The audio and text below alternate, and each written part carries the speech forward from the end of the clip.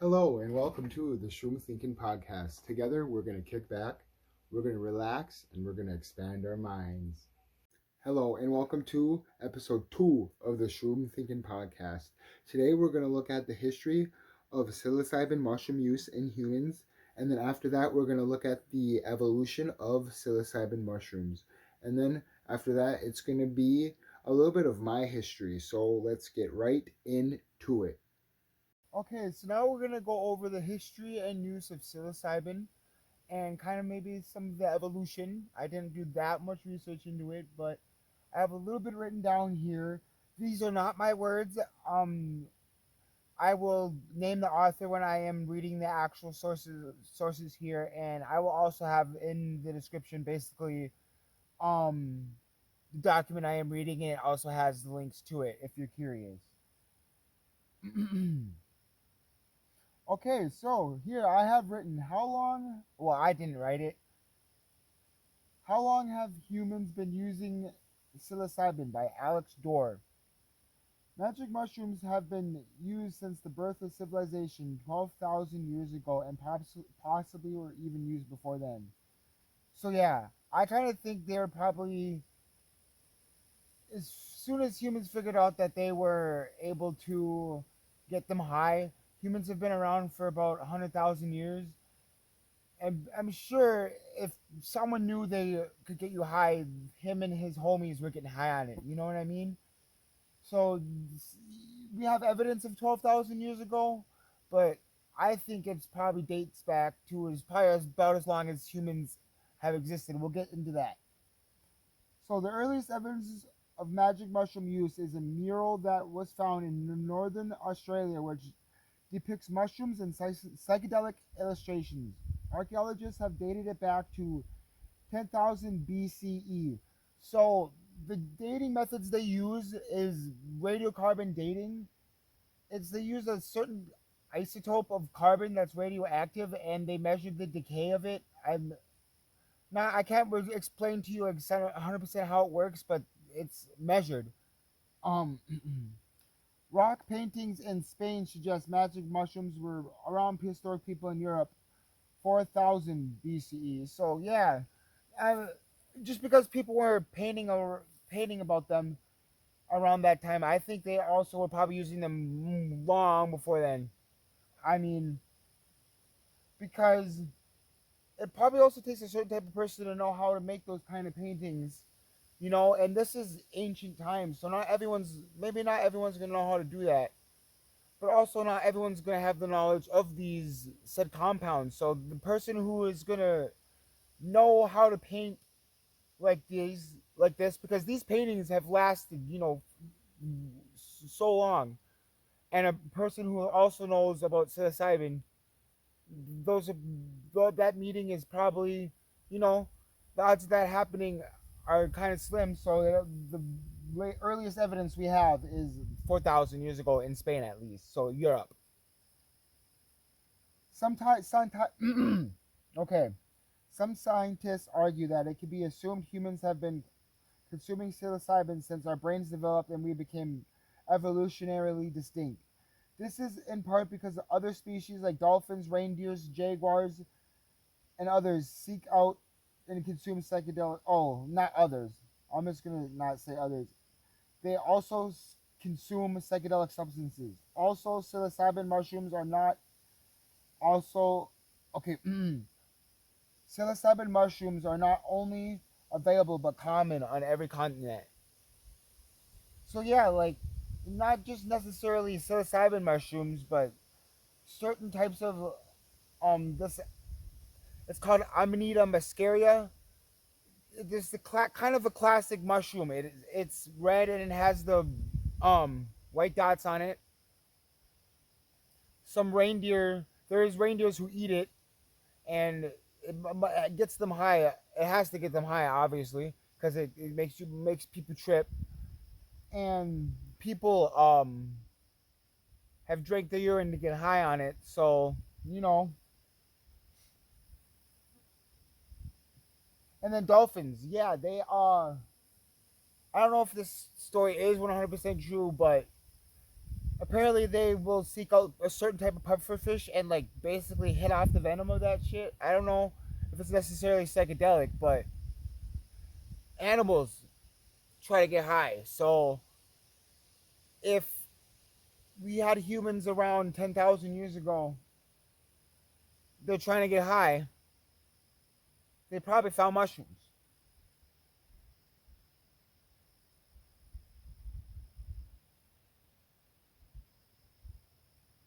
So some of the ancient civilizations that most famously used psilocybin were in Central America.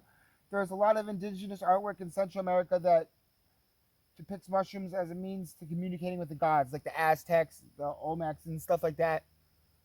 And I'm sure like a lot of it was for them very spiritual, very religious, and very like ceremonial. I can't think of the ritual. There's a ritual. But I also think even back in that time there was just people like me and you getting high on it too.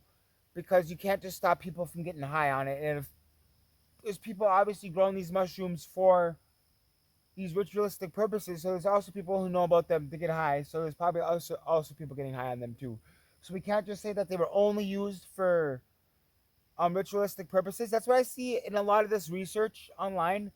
It doesn't really mention that people like me and you are probably just gonna get high on it too. It's not just the fucking higher ups people doing these crazy rituals. It's gonna be everyday people because there's in these ancient civilizations in the Central America there was millions of people. So it wasn't just you know it wasn't just the elite doing them. There was probably also other people doing them.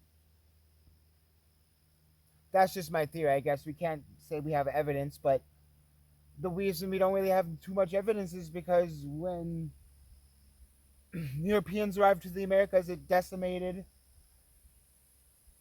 the native population and wiped out many of their stories because most of their histories was oral. They didn't have a written language.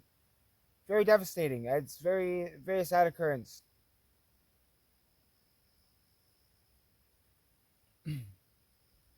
All right, these words here are written by Robert Brusco.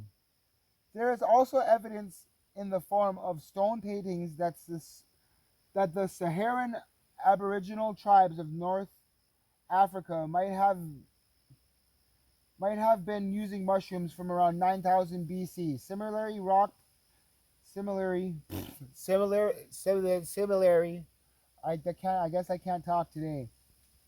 Rock paintings in Spain created about 6,000 years ago suggest that the mushrooms. Okay, this is gonna be a Latin ass spelling. I don't know if I'm gonna be able to pronounce this correct. Psilocybe hispanica. Okay, I maybe I was tripping a little too much. Was used during certain rituals. It is very much possible that mushroom use by prehistoric cultures began even before that time, and we have just not found the evidence to suggest it yet. So basically, what I was kind of talking about earlier.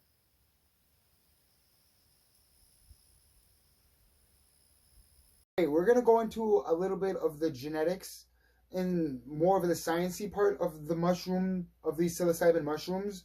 The actual genus is called psilocybe. So these words here are written by Lisa Potter. The genus psilocybe arose much earlier than previously thought, about 65 million years ago, right around when the dinosaurs died off.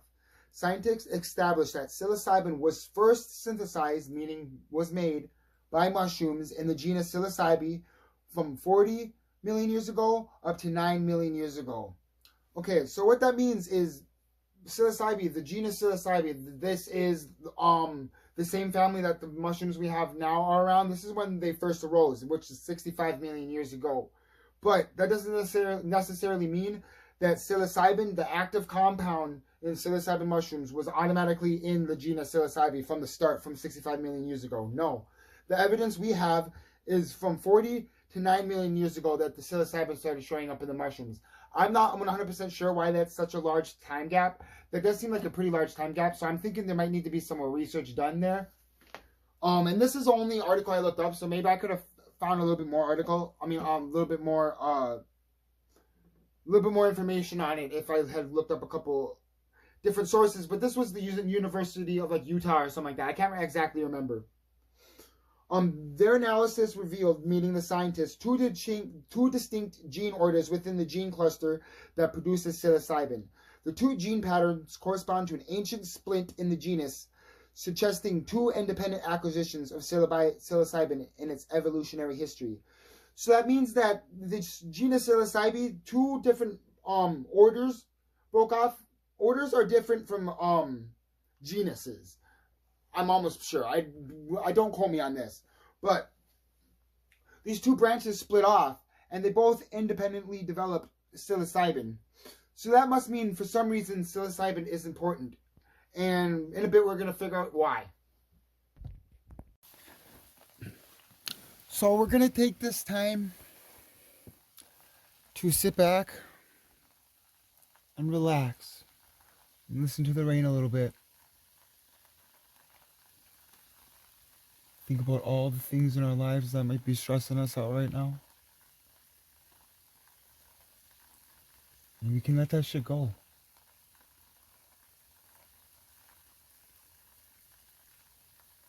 Because in life, we can't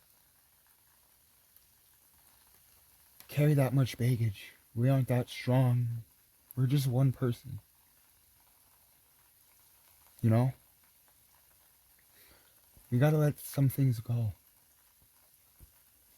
Maybe it's a person that you love, but they hurt. Maybe it's a drug. Maybe it's a job. Maybe it's where you live. Sometimes you gotta let it go. Gotta move on. And you gotta tell yourself things will be better. Because they get better. I've been in some dark places, man. Very dark. One thing psychedelics has helped me do is appreciate a moment like this. You can sit here and listen to the rain and know that Mother Nature outside keeps going, no matter what. The animals outside, they survive whatever gets thrown at them. And they're animals. We have this intellect. Anything that comes at you, man, you can defeat. If you just stand up.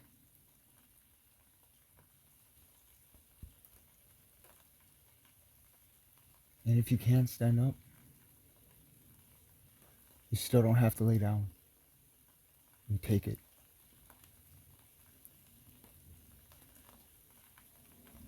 You deserve the respect a living thing should give, and you should give that same respect to everyone else. You can hear a jet going by. Always a constant reminder of humanity. While we listen to the rain.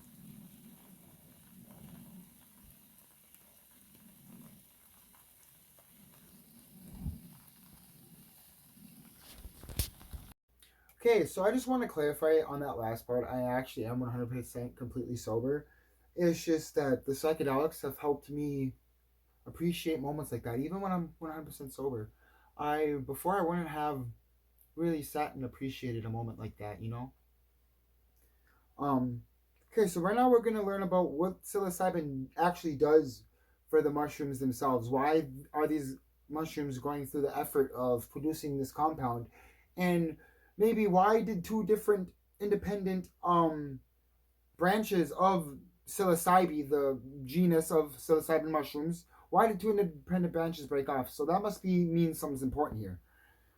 Okay, so some have proposed that the altered mental state from psilocybin might be a direct deterrent to predation.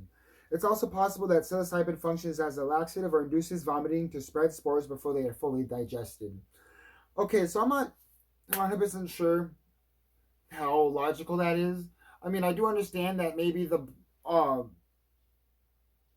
because like the deer, if there's a patch of psilocybin mushrooms, the deer can come and eat like a bunch of them before those shrooms even kick in. So I don't know really how effective that would quite be to like big, large predators like that, because they're gonna be able to eat quite a few shrooms before that shit's even gonna kick in. You know what I mean? And it's also possible that it functions as a way to get spores around because they're vomiting and having diarrhea, apparently. Um, so that could be a possibility. I mean, I've never really heard of that as a way for spores to get carried, but could be true. However, psilocybin mushrooms often occur infrequently in the wild, making it unlikely that animals can learn to recognize them.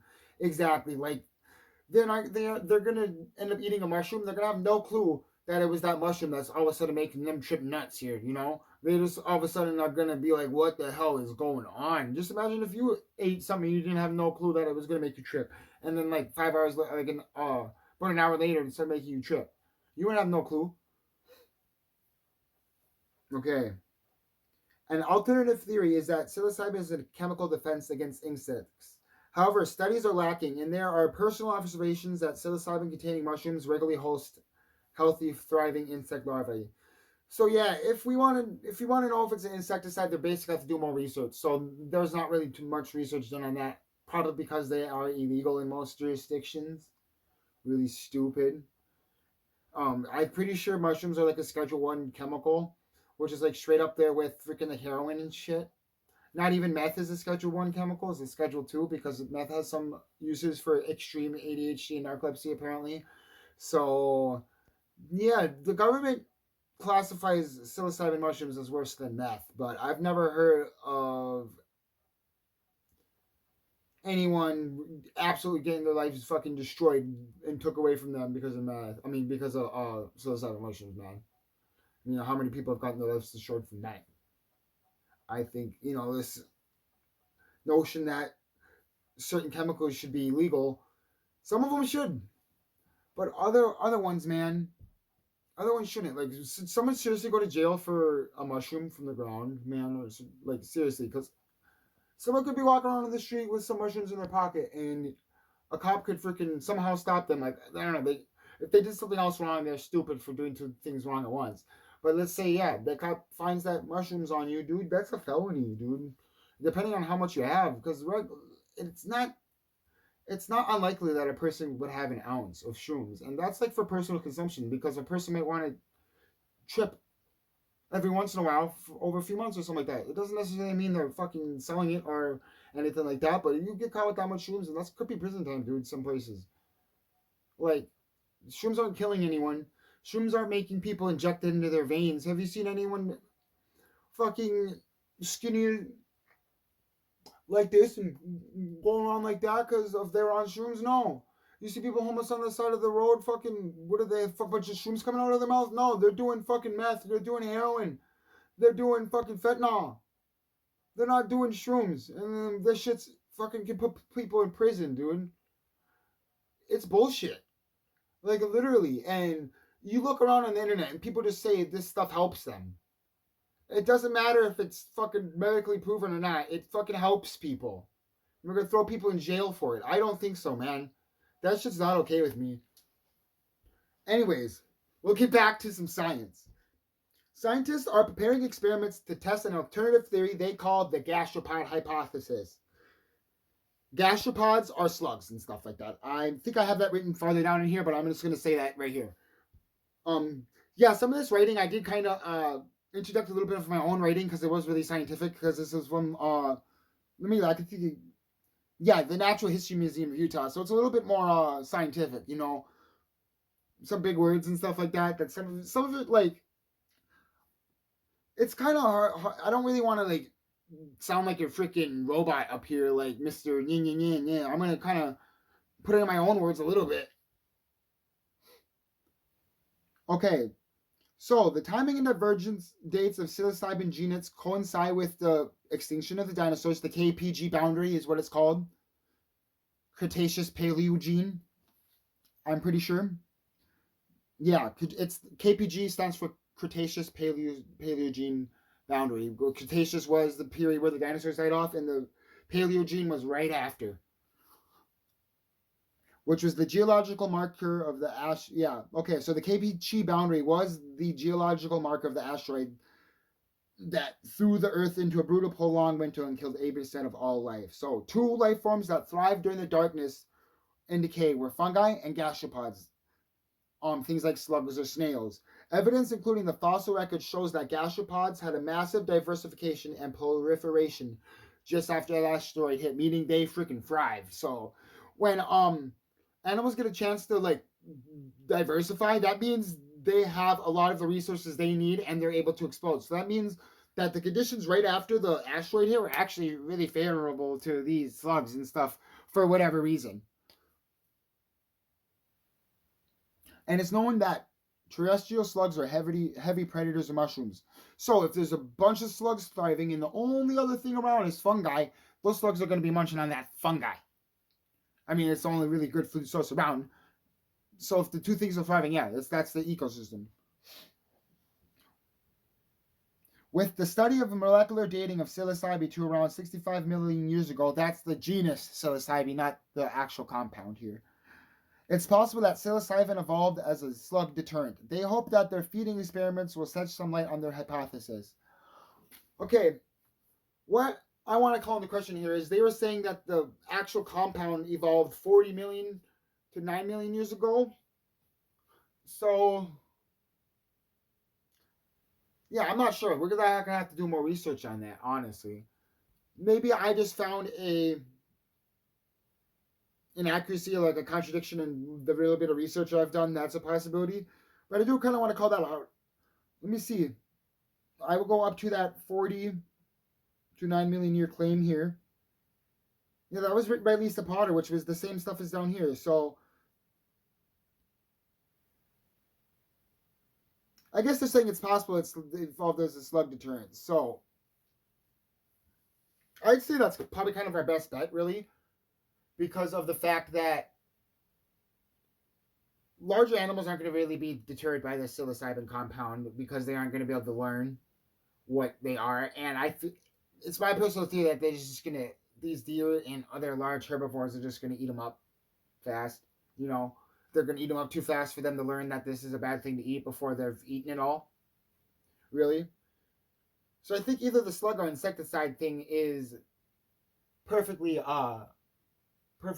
plausible. Even like they said there are some insects that they've observed some insects thriving in the mushrooms, but that doesn't necessarily mean anything. They could just be resistant, or it could have evolved the resistance to the insecticide properties of psilocybin. But I don't really think anyone's out here synthesizing a bunch of psilocybin, because when you are using psilocybin in lab conditions, you have to actually isolate it to itself. You have basically make it in a lab so they can get accurate dosing and all that. So if they were gonna, no one is here making that compound because it's illegal. There's no labs out here risking that shit. Really, there's some out here in like some states and stuff like that, but there's very little research going on it because it is so risky. The federal government could come in and actually shut you down, even if your state government is okay with it. It's kind of bullshit as well. But hopefully that can change. I think we just need to be vocal about that. Okay, that's about all I have for this section right now, and I really think these mushrooms are quite interesting. The fact that something that you can just find in the wild and you take, and it changes your brain in such a way that you have your surroundings are melding into this, going like this, visual hallucinations. That just kind of blows my mind how you can take a compound and somehow it can change the way you see. Because like, in a way, how does my brain know to even change like that? Like, it's weird. I don't know exactly what I kind of thought when I was younger is like, how does the compound know how to like make those crazy symbols and shit like that? And I just think like a lot of people have gotten some very good help from. I hear a lot of people say it's helped with the depression immensely and like anxiety and stuff like that. So, and this compound has been around for quite a long time now, and humans have been using it for probably, I'd say, at least 50,000 years. That's just my personal theory, because I was saying earlier in the video how I'm sure that as soon as humans figured out that psilocybin could be something to use to get you high And when they're taking it, it's quite enjoyable. So they're going to use it, and it's probably going to be something that they would worship, honestly, because even I find myself a little bit when I'm taking mushrooms. I'm like, this stuff is something else. This is like a gift from God or something like that, and I'm not religious at all. So I could definitely see how, like 50,000 years ago, you take some of these mushrooms and you think you just met God, and I would worship them, man. There is something to having a higher power of some sort. So I think the closest things I have would maybe be mushrooms, man, because they've helped me like break down my ego and realize that I'm not that important. But the things I say, the things I say matter sometimes. They matter when you hurt other people and stuff like that. So even though you're not that important, the things you do are important. Like you can't you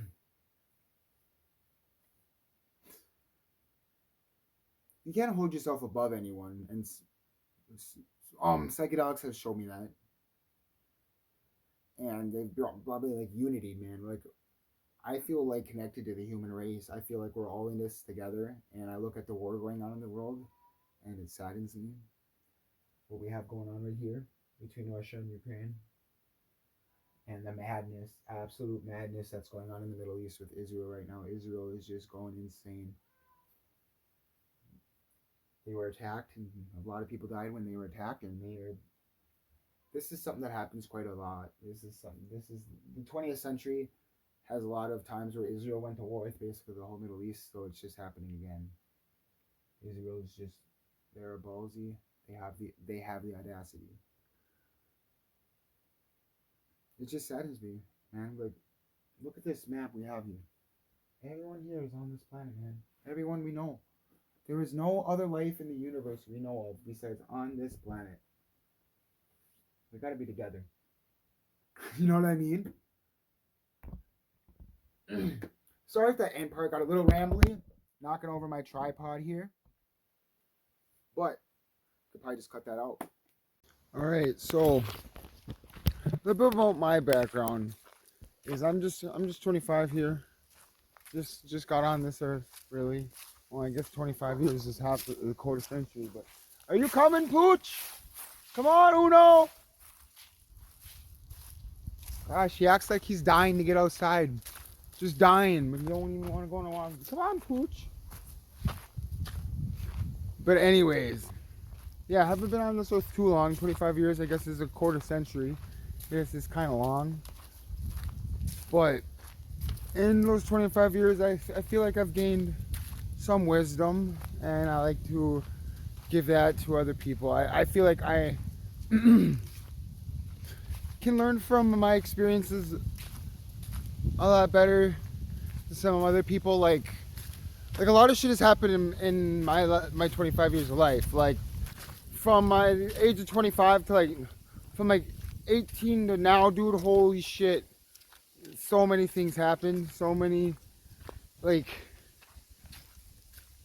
when I was younger, okay, we'll start off with the drug part of my life, because when I was young, dude, I really mostly had a good childhood. I mean, we were kind of poor. I didn't really necessarily have, I wanted a fucking Xbox or something like that for a while, and we didn't have money for one, but we eventually got that.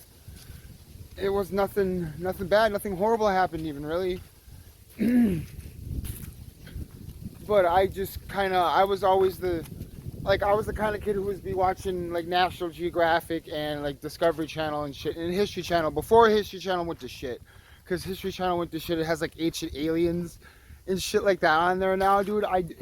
No, bro, the aliens did not build the pyramids, homie. We humans did. Get out of here.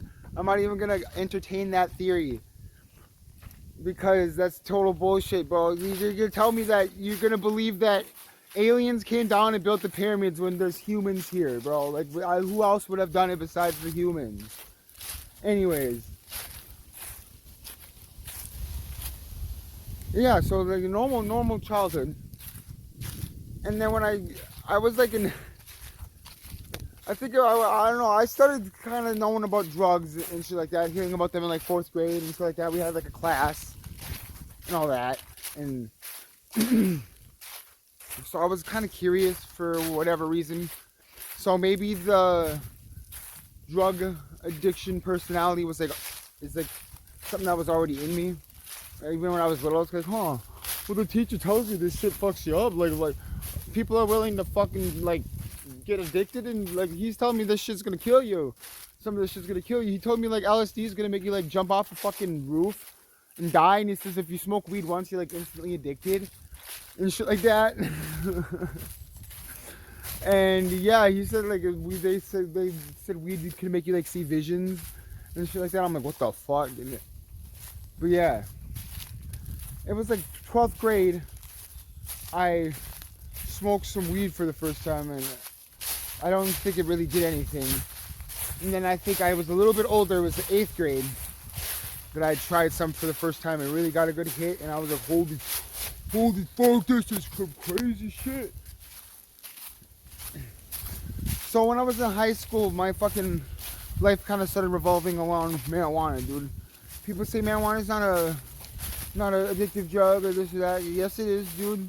I was a fiend for marijuana, dude. You should have saw some of the things I did at my house. Cause my mom would smoke, so I'd like fucking.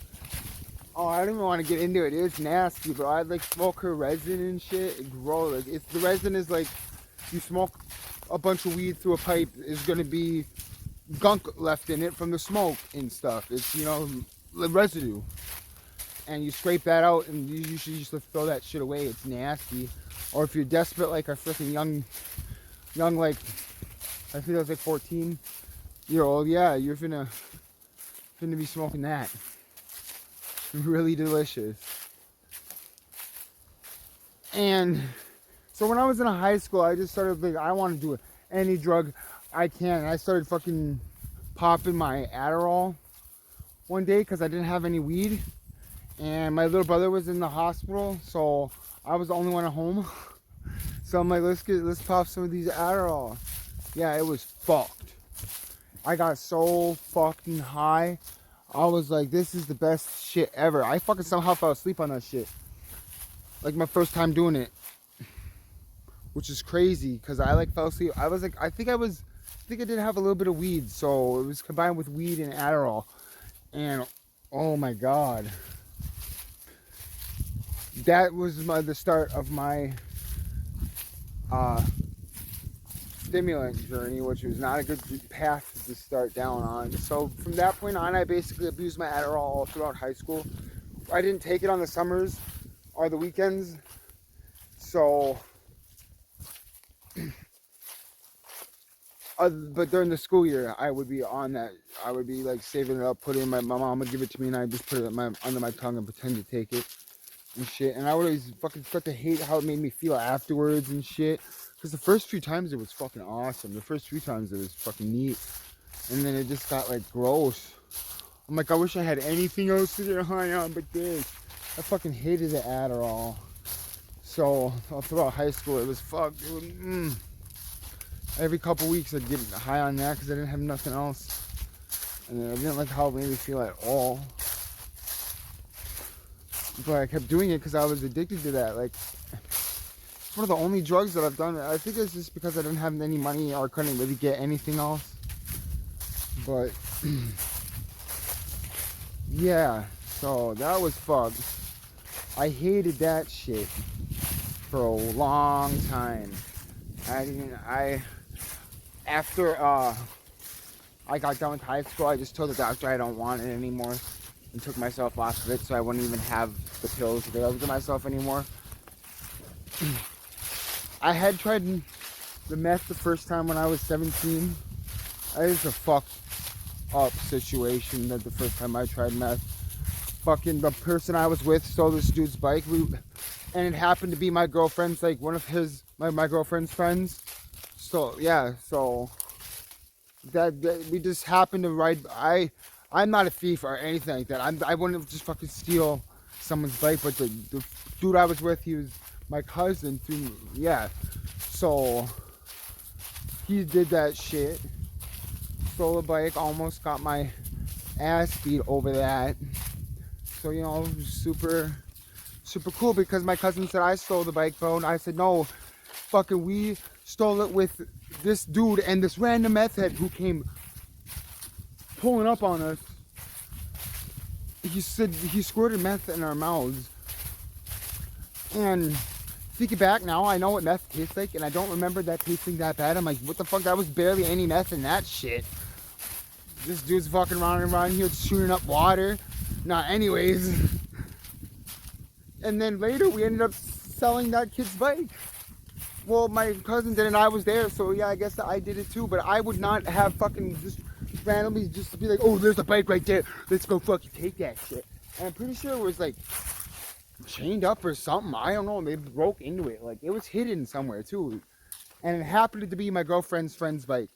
And yeah, so that's my introduction into meth. I did it a couple times, other times in high school. And because I had been abusing Adderall so much, my brain was just like fizzled out on stimulants. It was like, fuck, nah, this shit is not gonna make you feel good anymore. So meth didn't even make me feel that good. Like, that's crazy. That's how much Adderall I was, how hooked I was on Adderall. And I had been taking Adderall medically for school for quite a long time before high school anyways. Like, at least 5 years. So when I tried meth in high school, it was like, my brain was just like, yeah. So it was nothing special to me when I was in high school, because my brain was already fucked with stimulants. And yeah, so like I already had such a high tolerance to it, it didn't really faze me that much more than normal Adderall. But then it was like about a year later, like I said, when I graduated high school, I said, nope, I'm done. I don't want to be on this Adderall anymore. So it was about a year that I hadn't done any stimulants. And then some stuff went down in my life, and I ended up at a trap house with a good friend of mine, and I still miss this dude. He's in prison right now from his meth addiction, and I'm standing here on the outside because I got out. And I went over there with him, and I had some money that my grandpa paid me because, yeah, I was living with my grandparents, and me and my grandpa had a big argument because I was a piece of shit. I did some piece of shit things. And I left, went to this meth house, and I'm like, yeah, I know how meth used to make me feel. I'll smoke it, feel good for like a fucking half a day, and then feel like shit. So I'm gonna go there for this weekend, do it once, and then, yeah, fuck that nasty shit. That's not how it turned out. I smoked that shit, and I was just like, this is what I'm doing now. This is my life. Like, literally, I watched it melt, and I sucked in, and I'm just like, and I felt it instantly hit me, basically, and I was like, this is it. I'm addicted to this now, because I was on something called DXM's cough syrups for a while. That shit fucked my life up hardcore. Not too long. This is basically still during my DXM addiction. Like, if I stopped doing DXM because I started doing meth instead. Because before that, my DXM addiction was bad. I would steal Mucinex from Walmart because I would just go to Walmart and buy a pop or something like that, and then the Mucinex you could just put right in your pocket. And I would do that shit. And you're not really supposed to take anything besides DXM in a product, but that Mucinex has something called guafenicin in it. And this shit is really like, apparently it's supposed to make you puke, but I was able to keep it down. And it just causes some gastrointestinal shit. I didn't really notice anything, but the part where if you took way too much of it, your piss was gray and there was powder in it, bro. Tell me here right now, have you ever fucking had powder in your piss, dude? Like, dude, I can't even believe I don't have, like, my kidneys. I probably had kidney issues, dude. Fucking powder was coming out of my dick. It was insane. It was powder. I felt it with my hand because I'm like, what is that? This is nasty.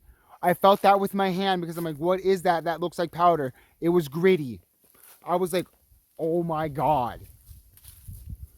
You know how much water I drank after that shit? Because I would take these Mucinex come in like there's a sheet. There's 2 sheets in there. They come in like, you can either get 14, a pack of just 14, or you can get a double pack that has 28.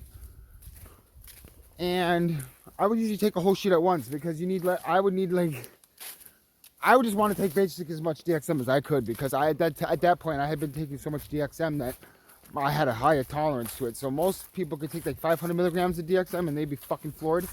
And I'm taking like 900 fucking 1200 all the time. I would regularly take those to like 1200. So that's how much, I'm pretty sure that's about how much I would need for one of those sheets of 14 pills. And these pills were like this fucking big. I don't know. Okay, that's not really. They're like this big. And I would take 14 to 28 of them. Sometimes I would take 2 boxes. 2 of the king size boxes I was talking about earlier, like how they come in like a single sheet or 2 sheet boxes. There was times when I ate two sheet boxes in one sitting. Cause yeah, I was just, dude, oh my God. I'm telling you, that shit fucks you up more than anything else I've really tried besides maybe DMT. Like it makes you feel like you're flying through the air. It makes you feel like everything's, I don't even know how to explain that shit. And it just numbs your feelings. It was horrible. And then I traded that for meth. And at first I thought this meth is awesome because I finally got my first full-time job and I was able to pay for my meth addiction with my job. And I'm like, well, there's nothing wrong with this shit, bro. I have a job and I'm paying for my meth and I have a car and a license. I'm good. Yeah, no, bro. I was not good. I only had that job for like 3 or 4 months before I was doing so much meth that I couldn't even take myself awake anymore. And I stopped going in. I hit that needle. It was only for a span of 2 weeks. I'm not a needle guy, dude. But it was crazy. It was an amazing feeling, but I'm not about to put meth in my fucking veins for that amazing feeling. I did it a few times just because I was fucking really down in the depths. But it was really not I'm glad it wasn't something that I got really addicted to, because like if you put meth on your tongue, like a meth crystal on your tongue, it'll burn it. It'll burn your tongue. Like you take it off there and you can look at the mirror and you'll see like a little like spot from it. And you're gonna put this in your veins now, bro? Yeah, dude. Oh, I did it a few times. Like this is, dude, holy fuck, bro. I am just looking back on it. I can't believe I ever would have in a million years done that, because at the time I knew how bad it was. The one time I did get because most of the time I did it for, I'm saying I did it for 2 weeks, but there was only maybe like a handful of times I did it in that 2 weeks. And there was only maybe like a couple times where I actually did it well. And those times it felt really good, but they weren't enough to pull me into that. So I started doing meth in like November 2019. And it just wrecked my life. Destroyed it. I think I had lost my license in 2020, maybe 2021 is when I lost my license. I had been catching charges before I did meth. Actually, when I started doing meth, I didn't really get any charges besides my one speeding ticket until later. Because I always wasn't a person who was a thief or anything like that. I was just too scared, basically. As I'm not going to say that it's because I had principles. For me, it was easier to go to a job and get money that way than like be on the streets hustling, trying to sell trying to sell it. Because to me, dude, when I get a drug, dude, that shit's more valuable to me than money, bro. Because I always had money because I had a job. So it's like, it's not money I need here, dude. I'm not trying to sell you this. Sometimes people ask me, fucking give me some. I'm like, no, bro. And I go pay you. I'm like, I don't know. It's weird. When you're on meth, it made me like really, really idealistic. It's fucking weird. Like I became a hardcore communist. Like really, like I was like, we need to overthrow the government. We need to fucking kill all the rich people. Like seriously, dude. That's a meth. Yeah, don't take meth. It'll turn you into a communist. No. But honestly, it was not a fun time in my life. It destroyed my life, through my self-esteem and shit. And let's go to the story of how I got sober. I didn't really tell you how I did get sober, because I just kind of was lucky, dude. I'd been doing it hardcore for 2.5 years at that point. Almost. No, I think it was over 3 years, yeah. It was over 3 years. And I had this one job for quite a while at that point. So that means that I had been doing meth for fucking like a while straight. So this was when my body was starting to get accustomed to being on meth all the time, and it didn't make me do as much crazy shit. And this is bad. My body was getting, I had like really bad psychosis episodes where I would just like smash shit up, rage, just yell, fucking be so mad for no reason. That kind of stopped because I don't know, my body got used to it, I guess. I started doing it. I didn't keep doing it. I wasn't doing it as heavily to like get fucked up. It more started to be something to maintain. Because after I got that job, like I was good on the days I had it, but on the days I didn't, I might as well get fired. I couldn't do nothing. It was like, so I was so lethargic and I had no energy. Like when, look here, let me give you an example, man. Let's say you're sitting down and you know you gotta go do something. Let's say I gotta go take out the trash, but you're comfortable. But you have that, you know you need to get up, so that force or that urge you almost have to, you urge your body up. That was unavailable for me. So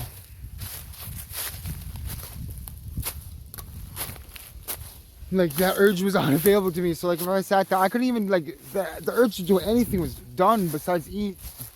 I still went to work on a couple of those days. It was really bad. I was getting close to probably getting fired from this other job too.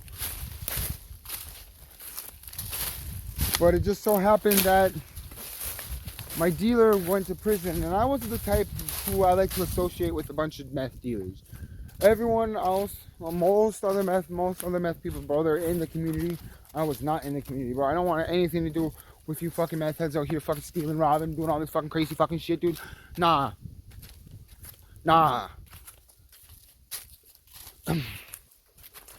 So I only had usually I only had one or two guys I got that stuff from. And I had been getting from this one guy for so long that I didn't really talk to anyone else. And stuff. And this is the time my best friend is, I don't even know where he was. I was probably being a dick to him, not talking to him or some shit. Or maybe he was in jail. He was in jail a lot. So I was always getting from this one guy, and then he eventually went to prison. And that's how I got sober. So basically, I did find a guy to give me some a little bit later. And I did it a couple times with him, and then he ripped me off. Basically, what happened? I gave him money, and then he decided never to get back to me. And which is weird because, like, they would always come with that other guy, and they seemed like nice people, but obviously I don't know. They did me a favor though, because that was a lot. After I ran out of that last bag, that was it. I quit. And it just turned into, it's been a week since I've done it. It's turned in from like a day to it's been 2 days. It's been 3 days. Now it's been 4. Now it's been 8. Now it's been 2 weeks since I've done meth, and I feel pretty good. I'm starting to feel a lot better than I used to. Like the first week, dude, it's like a whole nother high. It's a unique feeling when after you get over the initial tiredness and refusal to like be able to do anything.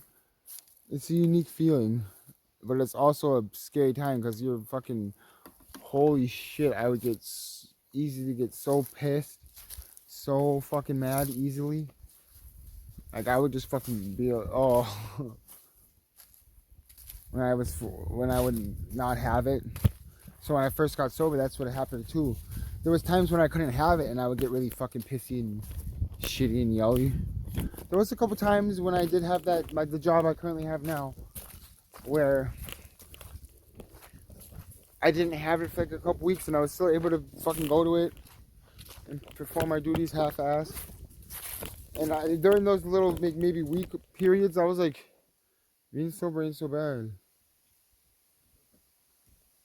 Because I at first thought I need meth to keep myself working. Because like I said at the beginning of this video, I didn't get my first full-time job and started doing meth because I wanted to pay for my meth addiction. So I thought the only way I could work was meth. And then I was thinking I need to get maybe the Adderall prescription again. No, I don't even take nothing for my ADHD, you know. I mean, but it works fine. It's more the home shit that fucked. But anyways, yeah. So as the time went on, I knew that getting sober was the best thing to do, honestly, anyways. But it made me really interested in, I like electronics anyways, but it made me really interested in like batteries and doing like little electrical projects. Made me really, really interested in doing that, and that's another reason why I did it. It's stupid. It's one of the only things I would say I could possibly miss about it is that it helped me get more interest in my hobbies. Other than that, it just ruined everything. Literally. And for some people, most people, they probably ain't even get that benefit, interest in their hobbies. I mean, what are you talking about? There's gonna be probably more like interest in fucking going insane. Most people can't handle meth. I couldn't handle meth. Not most people. Literally.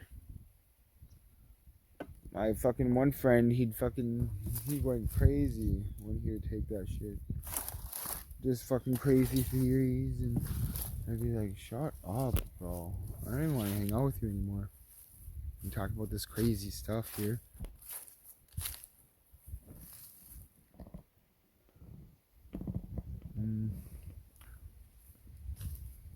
I was gonna do a panorama, but then I'm like, oh wait, I have a dusty ass property. I'm gonna not do that. I do a panorama when I'm out in the fucking woods, bro. But as the time went on, I mean, there was a couple times in the early recovery where I'm like, I really want to do something, but the part of me was like, I'm done now. Basically, I'm like, fuck it. My plug went to jail, and it took me forever to find another plug. And then these dudes ripped me off, and this shit is fucking me off anyways. yeah.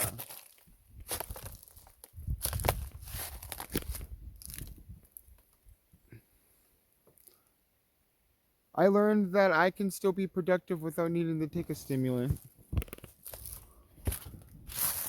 Before I got sober, I was just an employee at this job. Now that I'm freaking, now that I got sober, it wasn't too long before they made me. It's about. I got sober in May, and it was like probably September, where they made me the assistant head housekeeper somewhere. And so that's like 5 months. 5 months after I got sober. And then just about a year after I got sober, I one of the head positions at one of the properties. So it's pretty awesome. You know, sobriety provided me a lot. I don't know why the fuck I want to go back. Seriously, like I don't desire to do it anymore. I was done after a certain point. There was even no relapse at all. Nothing like that even came close to happening either. After I quit, maybe it was more dangerous in the first month, but I couldn't get any in the first month. So in the first month of my, I didn't have a plug because I ended up losing my phone too. So the number of that plug I had is gone, and the dudes who gave me the number, he was going to prison now. He wasn't in jail anymore, so I couldn't get a hold of him to get that guy's number again anyway.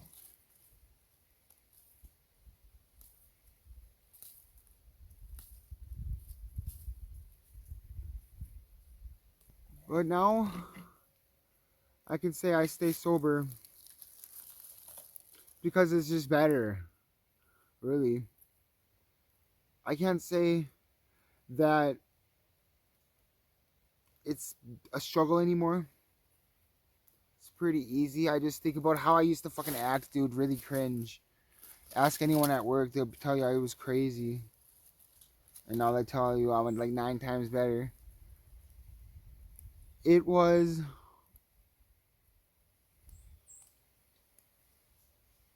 And it has been just an amazing experience. I can go through life clearly without. My meth addiction was to the point where I would fall asleep randomly. It would be like I would be sitting there watching a YouTube video,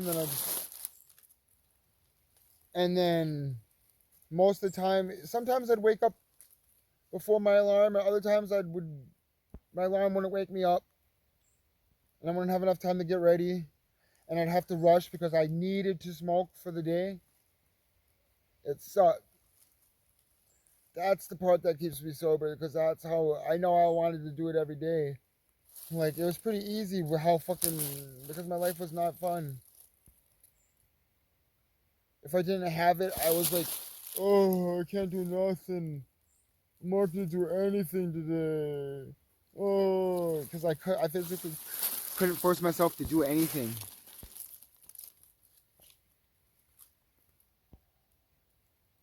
I was also doing a lot of other types of drugs. Anything I could get my hands on, right up until around the time I got sober off of meth. It's still been, I did air duster a few times because, I don't know, and then DXM again. Because I was looking for something else other than meth, and that first few months was really hard staying off the meth. It wasn't really hard staying off the meth. It was more I was trying to do something else to get me fucked up. So I was doing DXM, and that was causing problems. And yeah, at this point, I'm done with all that other shit, dude. I got my medical card, and THC has really been a big part of my recovery journey. A lot of people would say that I'm not actually sober, but I don't give a. Okay, you're right. I'm not. I still smoke weed every day, so I'm not sober. But I'm sober off of meth, and I'm sober off of the mindset that I need to get high on anything I fucking possibly can. Because I have the money and resources to buy myself, keep myself high on weed. And I don't pay exorbitant amounts because of this magical thing called the 2018 Farm Bill. You can get something called Delta 8 online, and it's very cheap. I don't care. It's so cheap it still gets me baked. I get some of that. And it costs me about $100 for 100 grams. Well, actually, it's like $75 for 100 grams if you get the amber stuff. So the amber stuff has been exposed to oxygen, so it's discolored. Normal distillate would be completely clear. So they give you like a $25 discount just because of the color. So I'm like, fucking hell yeah, dude. I don't give a shit if it's cloudy or if it's amber. That's why I call it amber. And that at first that shit lasted me about a month. So I was buying about one of those every month, and I was buying. They didn't have the amber option. They only had the clear option at the time. So I was paying $100 a month about to smoke that. We were smoking 100 grams of that in a month when I first got sober. I think that's about 10,000 times better than doing meth, don't you?